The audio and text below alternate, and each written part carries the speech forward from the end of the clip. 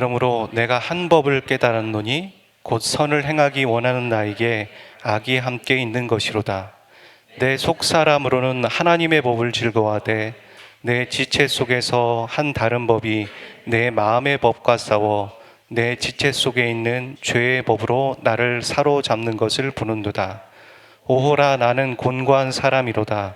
이 사망의 몸에서 누가 나를 건져내랴. 우리 주 예수 그리스도로 말미암아 하나님께 감사하리로다. 그런즉 내 자신이 마음으로는 하나님의 법을, 육신으로는 죄의 법을 섬기노라. 그러므로 이제 그리스도 예수 안에 있는 자에게는 결코 정죄함이 없나니, 이는 그리스도 예수 안에 있는 생명의 성령의 법이 죄와 사망의 법에서 너를 해방하였음이라. 율법이 육신으로 말미암아 연약하여 할 수 없는 그것을 하나님은 하시나니, 곧 죄로 말미암아 자기 아들을 죄 있는 육신의 모양으로 보내어 육신의 죄를 정하사 육신을 따르지 않고 그 영을 따라 행하는 우리에게 율법의 요구가 이루어지게 하려 하심이니라. 아멘. 성경의 원리를 보게 되면 죄를 짓게 될 때 심판이 있고 죽음이 있습니다. 이와 반대로 죄에서 구원을 받게 되면 그 결과는 다르게 생명입니다. 이 생명이라는 건 어떤 관념이 아닙니다. 어떤 비유도 아닙니다. 정말 살아나는 거고 생명을 얻는 것입니다. 실제로 영원한 생명을 얻게 되는 것입니다. 그래서 정말 구원의 확신이 있는 사람은 내가 한번 죽더라도 다시 부활이 있다는 걸 믿는 것입니다. 그런데 그리스도인도 죽습니다. 분명히 저 원리대로 하면 구원받았으니까 죽음을 경험해서는 안 됩니다. 그런데 그리스도인은 죽습니다. 죽는다라는 건 저 원리대로 따지면 심판을 받는다라는 것입니다. 여러분, 좀 이상하지 않습니까? 이것을 설명해 주는 구절이 오늘 본문에 읽진 않았지만 10절에 나오고 있습니다. 같이 한번 읽어보겠습니다. 시작. 또 그리스도께서 너희 안에 계시면 몸은 죄로 말미암아 죽은 것이나 영은 의로 말미암아 살아있는 것이니라. 그러니까 우리의 육체가 죽는다라는 건 육체는 죄로 인해 심판을 받는다는 겁니다. 아까 원리가 맞습니다. 우리가 살펴본 것이. 하지만 우리의 영혼은 구원을 받는 것입니다. 그러니까 예수님의 구원은 육체를 구원하는 구원이 아닙니다.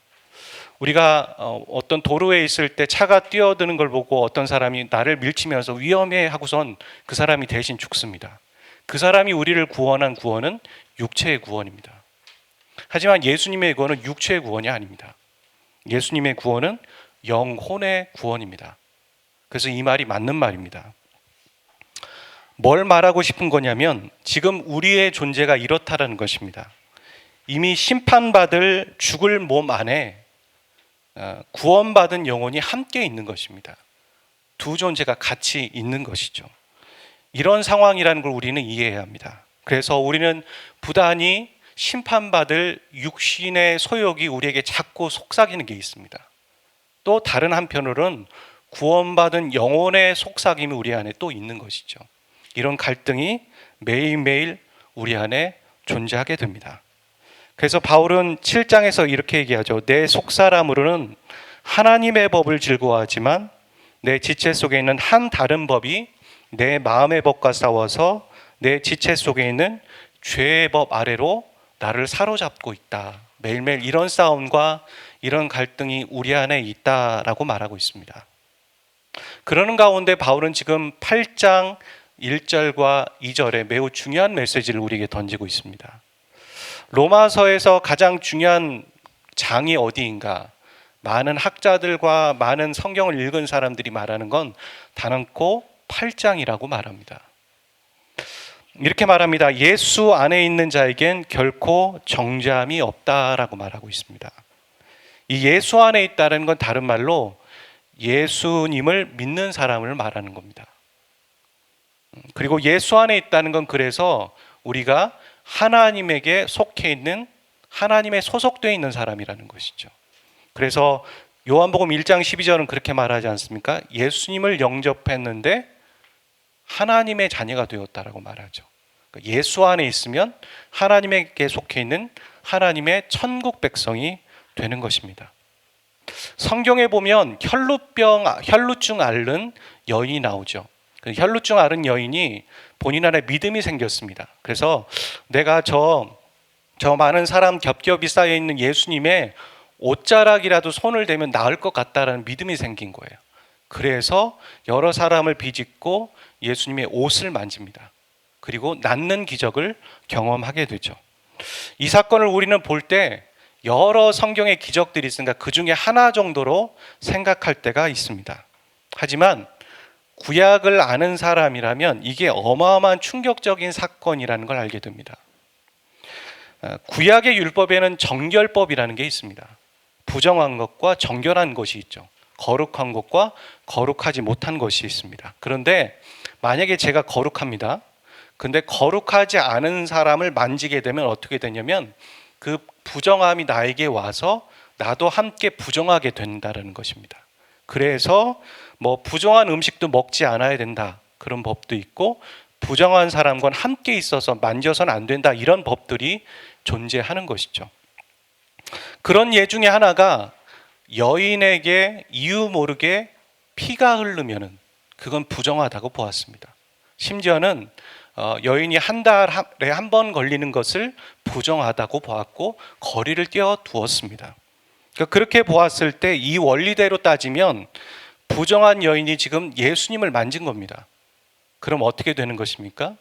그 부정함 때문에 예수님도 부정하게 되는 것이고 거룩하지 못하게 되는 것이죠. 그런데 놀라웠게도 반대의 일이 지금 일어나고 있는 겁니다. 그 예수님의 거룩함 때문에 부정한 여인이 오히려 되려 거룩하게 되고 치유되고 은혜를 경험하게 되는 것입니다. 이 사건이 우리에게 말해주는 바가 큽니다. 그건 뭐냐면 예수님의 권세가 그 어떤 사망과 죄와 어떤 권세보다도 훨씬 세서 그것을 집어삼킬만 하다라는 것이죠. 예수님의 권세가 세다라는 것을 말하고 있습니다. 우리는 가끔 예수님을 믿고서도 사단과 어떤 귀신과 어둠의 세력들에 대해서 그 존재한다는 거 알고 더 두려워할 때가 있습니다. 그렇지 않습니다. 예수님의 권세가 훨씬 셉니다. 하나님은 창조주이십니다. 그것들은 피조물에 불과한 것이죠. 그래서 1절에 이어서 2절의 문장이 지금 나오고 있는 겁니다. 예수 안에 있는 자에게는 결코 정죄함이 없습니다. 2절은 그렇게 얘기하죠. 우리가 예수님을 믿으면 그 예수 안에 있는 생명의 성령의 법이 죄와 사망의 법을 이겨서 우리를 그 죄와 사망의 법에서 해방시켜 버린다는 것이죠. 아까 혈루증 앓은 여인의 얘기와 똑같은 얘기입니다. 우리가 죄와 사망의 법 아래에 있습니다. 사단의 노예로 있었는데 우리가 예수님을 믿기만 하면 그 예수님 안에 있으면 예수님의 파워가 그 권세가 우리를 사망과 죄와 모든 죽음에서 이겨서 우리를 생명으로 인도한다는 것입니다. 할렐루야.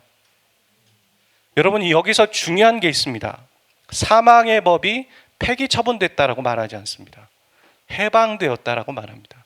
왜냐하면 아직은 폐기 처분되지 않았습니다. 그걸 알 수 있는 건 지금 불신자들과 예수님을 믿지 않는 사람들의 마음들 가운데 그렇게 두려움을 주고 죄 아래서 살게 하는 모습들을 우리는 보고 있습니다. 폐기 처분되지 않았습니다. 존재합니다. 다시 한번 말씀드리지만 예수님이 재림하실 때까지는 유효합니다. 하지만 예수 믿는 자는 더 이상 그 지배 아래 있지 않습니다. 그 죄와 사망의 권세 아래 있지 않습니다. 그 영향력 아래 있지 않고 하나님의 영향력 아래 있습니다. 그래서 영접하는 자, 곧 그 이름을 믿는 자들에게는 하나님의 자녀가 된다는 건 하나님의 생명의 법으로 인하여서 우리가 더 이상 죄의 종로를 타지 않는다는 겁니다. 그래서 폐기 처분이라고 하지 않고 해방되었다라고 말하고 있습니다. 그리스도인은 지금 하나님의 영향력 아래 있는 하나님의 자녀입니다. 하나님이 특별히 챙기시는, 살뜰히 챙기시는 그런 사람들입니다. 예수 안에 있다는 것을 우리는 가끔 오해하는 것 같습니다. 우리가 예수님을 모시고 있다. 그렇지 않습니다. 내가 예수님 안에 접붙여 있는 겁니다. 우리가 지난 시간에 그런 것을 살펴봤죠. 저 접붙이는 가지가 우리인 것입니다. 그리고 원래 묘목이 메인입니다. 그러니까 내가 예수님 안에 있다라는 것은 그 예수님 안에 내가 살아가고 있다라는 것입니다. 예수님이 주어인 가운데 내가 살아가고 있다는 것이고, 신기한 것은 예수님 안에 있으면 분명히 우리가 하나님으로 연결되어지는 거예요. 예수님은 우리를 예수님 안에 두려고 하지 않으십니다. 예수님을 믿는 자를 하나님께로 인도하는 분이시죠. 우리도 그래야 합니다. 누가 우리의 사람이 되었을 때 우리는 그 사람을 구속하고 결박하고 내 사람으로 만들어서는 안 됩니다. 신앙에 있어서 그 사람이 하나님께로 갈 수 있도록, 하나님을 바라볼 수 있도록 계속 안내하는 다리의 역할을 해줄 수 있어야 하는 것이죠.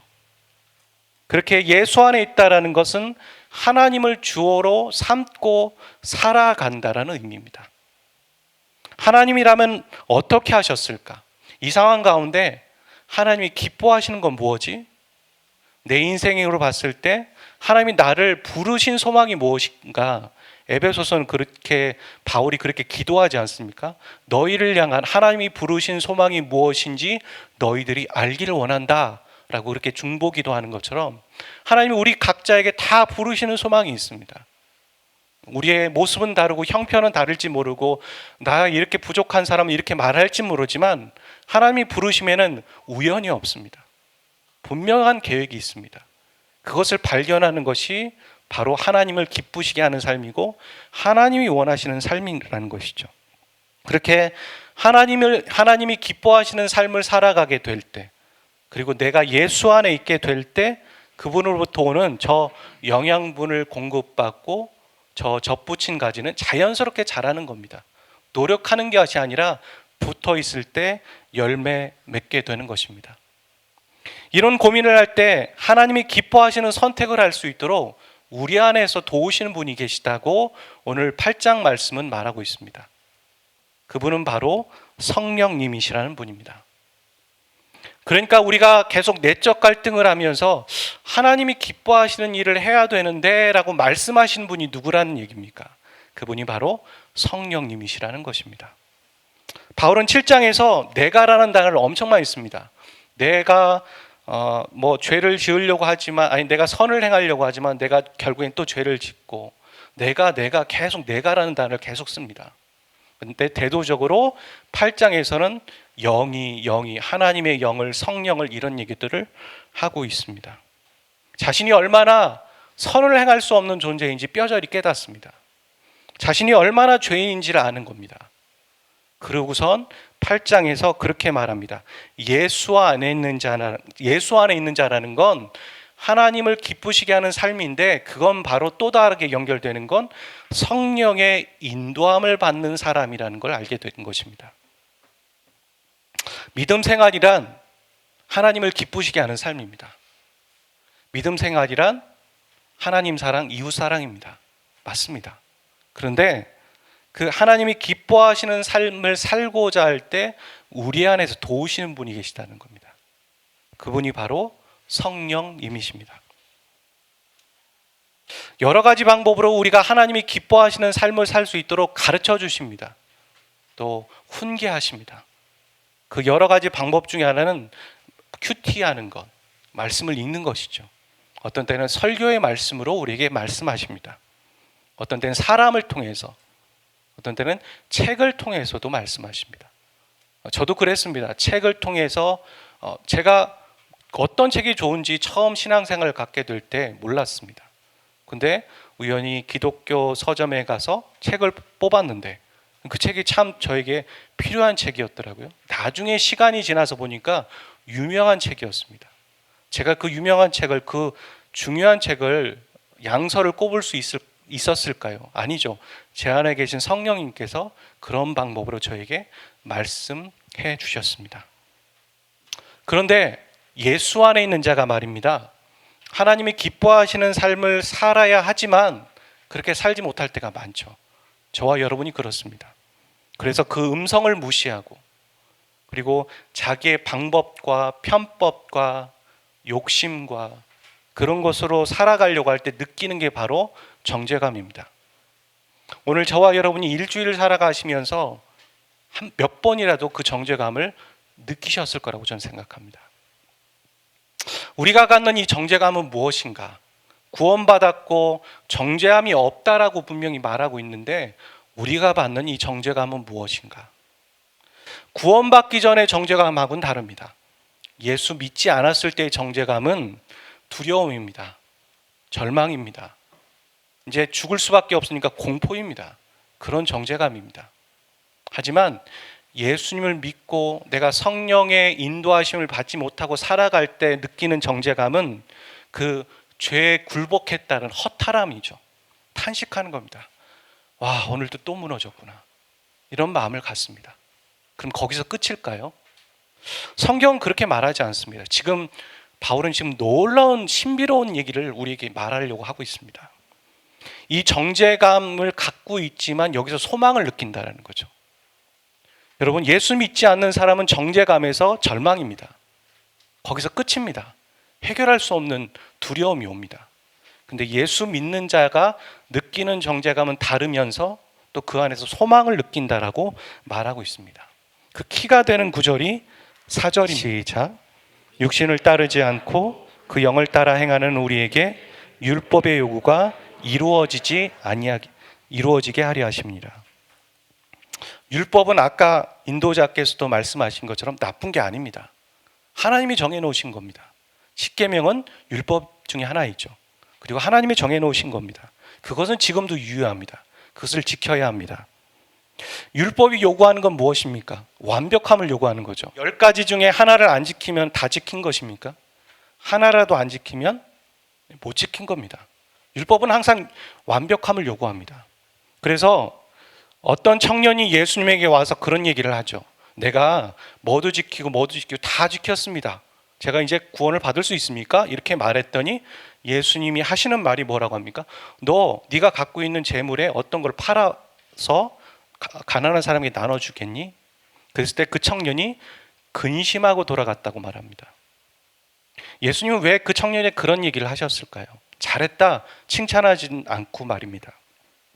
그 청년이 생각했을 때 본인은 완벽하다고 생각한 겁니다. 난 다 지키고 있다. 나는 의롭다. 그런 얘기에 허를 찌르는 질문을 예수님은 하고 계신 거죠.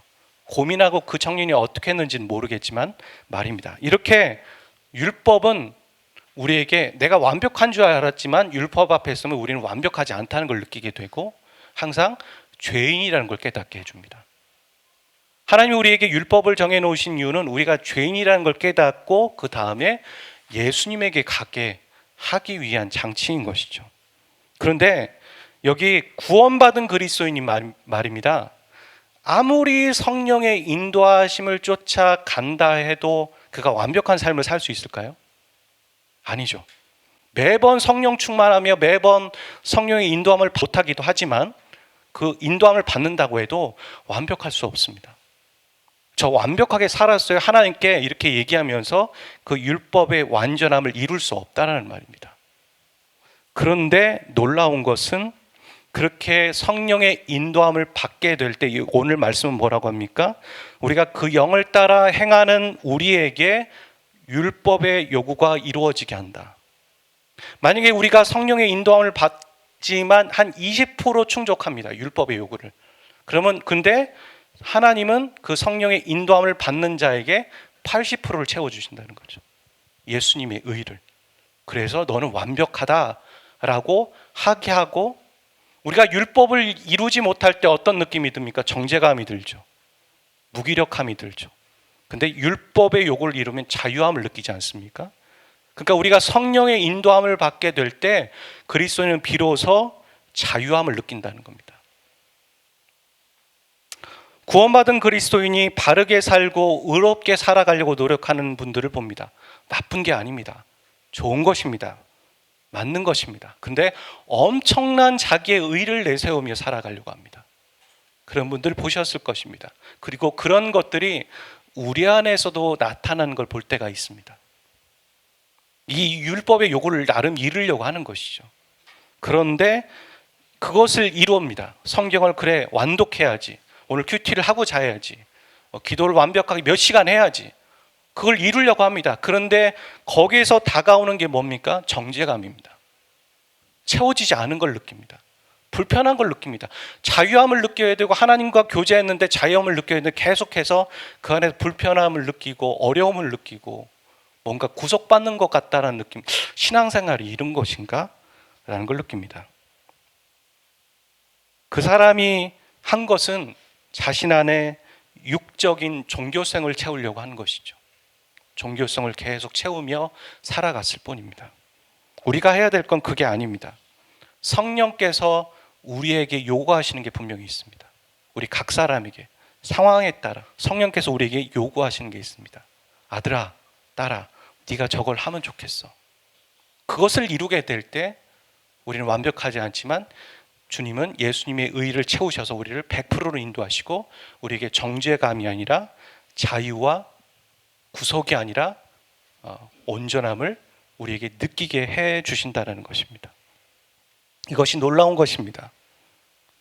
지금 저는 구원에 대한 얘기를 하고 있는 게 아닙니다.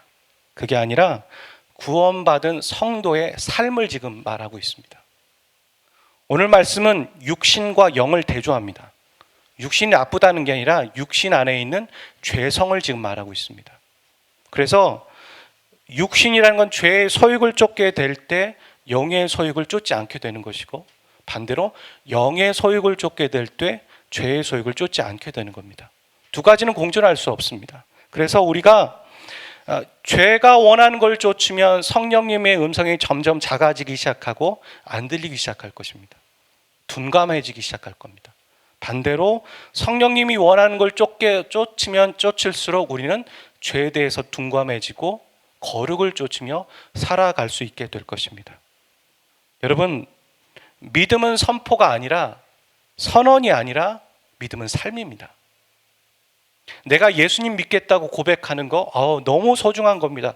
너무 귀한 겁니다. 하지만 그것은, 신앙은 고백으로 완성되는 것이 아니라 고백에 이어서 그런 삶을 살아가게 될 때 비로소 완성되는 것입니다.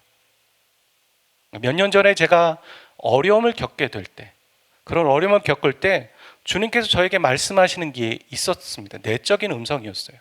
야, 네가 그렇게 설교했잖아. 그럼 너 그렇게 살아봐. 라고 그런 환경을 저에게 자꾸 주셨습니다. 몇 가지의 도전들이 딱 그거랑 맞더라고요. 아들아, 네가 그렇게 사람들 앞에 바르게 설교했으면 그 설교한 대로 살아봐 라고 하면서 환경을 저에게 자꾸 주시는 거죠. 그것을 살게 될 때 비로소 신앙이고 믿음이 된다는 것입니다. 삶이 받쳐져야, 삶이 흔적이 있어야 비로소 신앙입니다. 그래서 칭의는 신앙생활의 받침표가 아닙니다. 시작입니다. 성화의 삶이 앞에 놓여 있는 것이고 그렇게 살아가는 것입니다. 우리는 변화산에 있는 베드로의 고백을 주목할 필요가 있습니다. 베드로가 그러죠. 너무 하나님의 영광을 보게 되니까 와, 나 안 내려갈래요. 여기다 초막 셋을 짓고 내가 주님과 함께 거하겠습니다.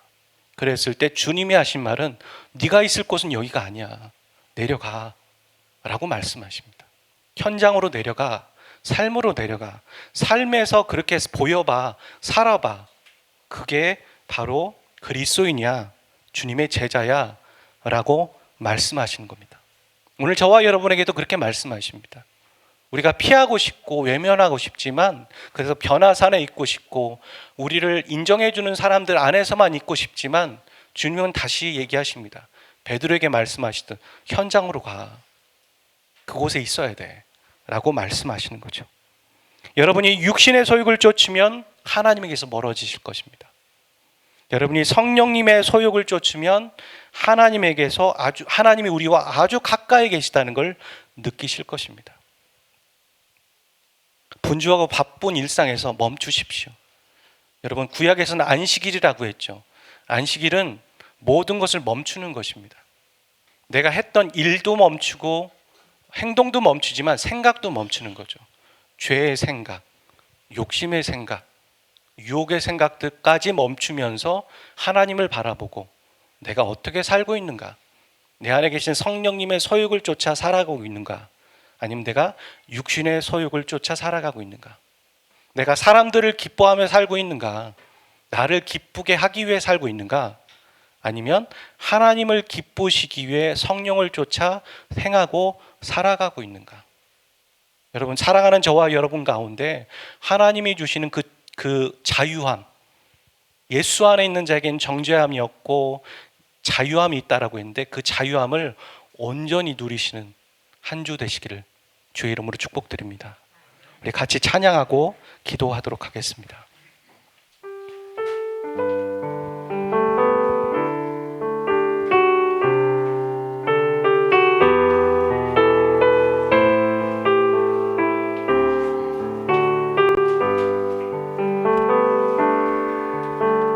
나 주님의 기쁨 되기 원하네. 내 마음을 새롭게 하소서. 새 부대가 되게 하여 주사. 주님의 길 비추게 하소서. 나 주님의 기쁨 되기, 나 주님의 기쁨 되기 원하네. 내 마음을 새롭게 하소서. 새 부대가 되게 하여 주사.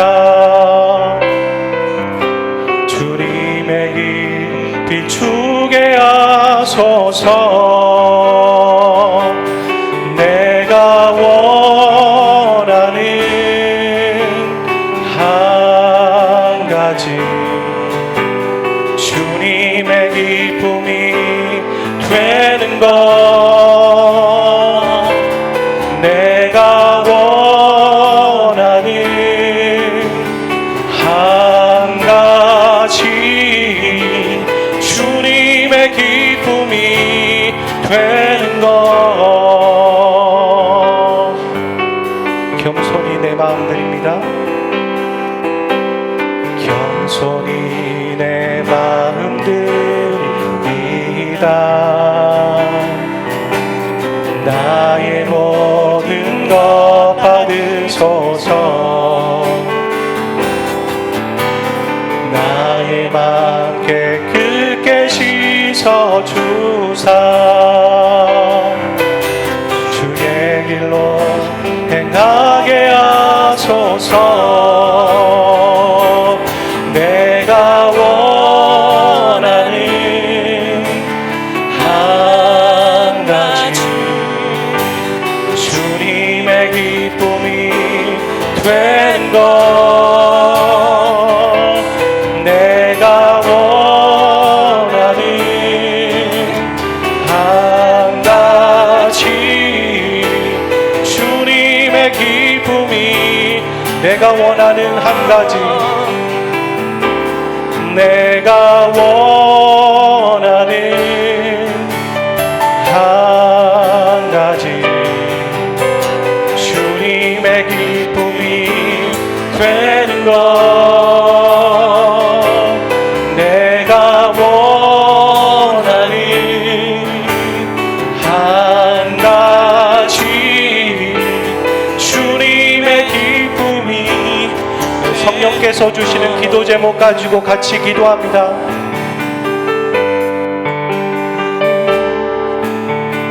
한 가지, 주님의 기쁨이 된 것. 내가 원하는 한 가지. 사랑하는 형제와 자매들의 마음 가운데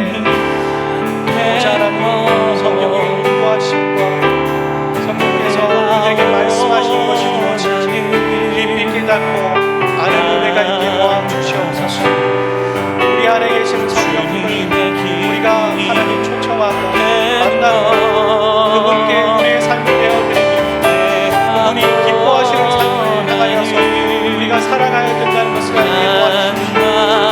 이상 정죄와 죄책 가운데 살아가는 자가 아니라고 말씀하여 주셨네. 우리가 주님 기뻐하시는 삶을 살아가지 않고 육의 소욕과 하나님 육신의 소욕과 죄의 소욕을 쫓아 살아가므로 우리가 정죄감을 느끼며 살아가는 것들을 하나님 앞에 탄식하고 한탄하며 주님 회개합니다. 주님 기뻐하시는 삶, 주님이 원하시는 삶, 주님이 나를 부르신 소망이 무엇인지 발견하고 알아가는 삶을 살아가기를 소원하오니 하나님 우리를 인도하여 주십시오. 내가 육의 사람과 이성의 사람이 아니라 성령의 사람이요 성령의 인도하심을 받으며 살아가는 저의 인생 되기를 소원합니다. 우리 베델교회와 형제와 자매들, 여기에 있는 침례받는 형제와 자매들의 마음들 가운데 동일한 은혜와 인도하심이 은혜가 있기를 소원합니다. 이 예배를 참석하지 못하는 그 형제와 자매들의 심령 가운데 주님 성령님 찾아가 주시고 성령의 소용으로 살아가는 것이 무엇인지 성령님 가르쳐 주시고 안내하여 주시고 인도하여 주시옵소서. 오늘 우리에게 주님의 은혜와 온전한 역사하심과 주님께서만이 역사하시는 주님의 권세만이 드러나기를 원하고 사람의 생각들이 잠잠해지고 주님만이 영광 받으시는 인생 되어지기를 소원하고 우리를 써주시고 사용하여 주시옵소서. 우리를 써주시옵소서. 우리를 사용하여 주시옵소서.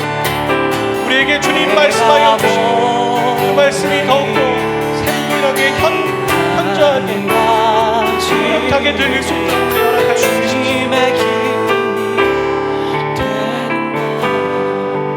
사랑하는 주님, 우리가 율법을 완전히 이룰 수 없지만 우리가 성령의 인도하심을 쫓게 될 때 그 율법을 요구할 수 있는 은혜를 우리에게 허락해 주셔서 감사합니다. 예수 안에 있는 자는 결코 정죄함이 없습니다. 또 정죄함을 받으며 살아가는 것이 아니라 죄의 소욕을 쫓아 살아가는 것이 아니라 하나님이 기뻐하시는 삶을 향하여서 살아가고 궁금해하며 기도하며 살아갈 수 있는 우리의 인생 되게 도와주시옵소서. 이제는 우리 주 예수 그리스도의 은혜와 아버지 하나님의 극진하신 사랑하심과 성령님의 역사하심이 오늘 이 자리에서 또 이 영상으로 예배드리는 모든 예배자들 그 심령 위에 이제부터 영원까지 항상 함께 하시기를 간절히 축원하옵나이다. 아멘.